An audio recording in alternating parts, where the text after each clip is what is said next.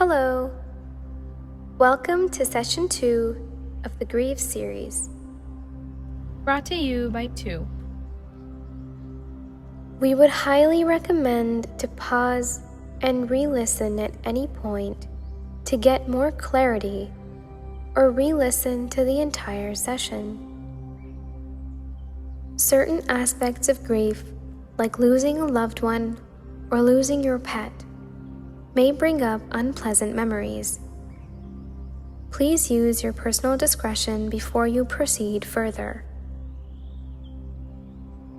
When 34-year-old neuropsychologist Dr. Bhavni Mehra lost her grandmother to ALS, she wasn't prepared for the range of emotions. I knew her death was coming, but it was still a shock. I remember running outside and finding an open space, gasping for air. She recalls feeling stronger with time, only to fall apart unexpectedly at random moments. All was well, then suddenly I'd be a mess, she says.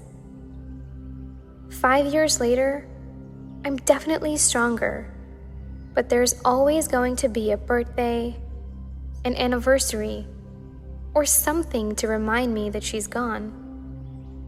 While we may eventually adapt to life without our loved ones, grief never fully goes away. Grief is an experience and not a process. Some days it feels softer, with accompanying acceptance. Other times, it hits like a wild storm, as raw as the day of the significant event. There is no timeline for moving through it, and it's common to move back and forth between the phases.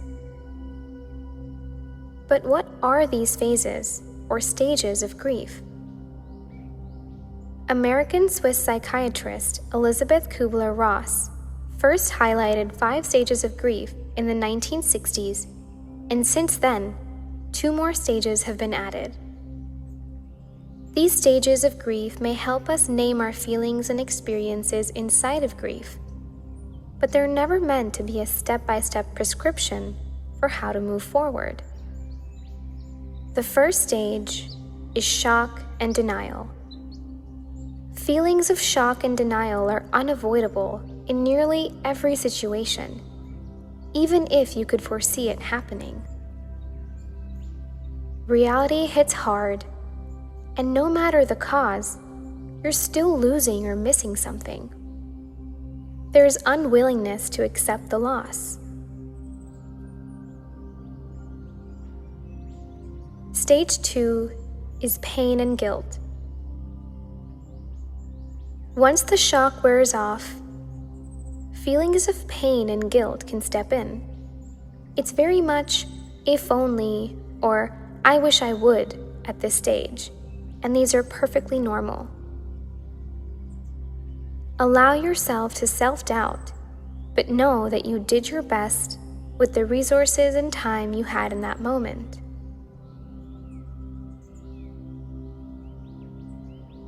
Stage 3 is anger and bargaining. If it's a job loss, you might feel like you want revenge. If it's a relationship breakdown, you might want what's yours. If a loved one passes away, you might be angry they left you alone. Bargaining comes into play when you start to look at the upside. It's an indicator that you're not wallowing in the anger. It's part of the shifting process.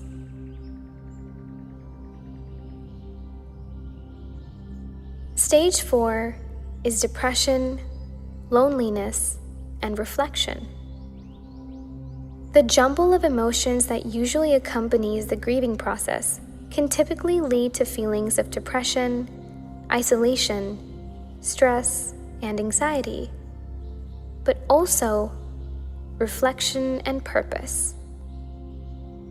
It's the realization of the situation combined with, I'm still here, and I'm okay that can help you cope with these emotions. Stage 5 is upward turn. This is also a stage where you might slip backwards. So don't be disheartened if you find your emotions becoming overwhelming again. Remember that it's normal to move between any of the stages of grief, from hour to hour, minute to minute, or even in months.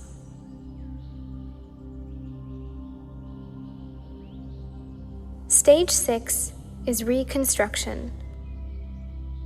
This stage is about realizing that you can't change the circumstances, but you can alter your perception and behavior. The new normal will look different for every individual and situation.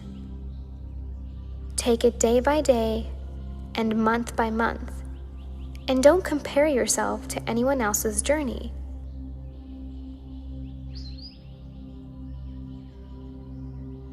Stage 7 is acceptance and hope. This is when you learn to be grateful for what was, the years you spent with someone, and accept that it is no longer. Remember, you'll experience grief or loss in your own way, and that may mean experiencing all, some, or even none of these emotions. How long one remains in any stage depends on their internal resources and their past history with grief. So allow yourself to feel it. But if these emotions become all-consuming and you get stuck, you're using alcohol or drugs as a crutch, or it continues for months or more, then seek professional support.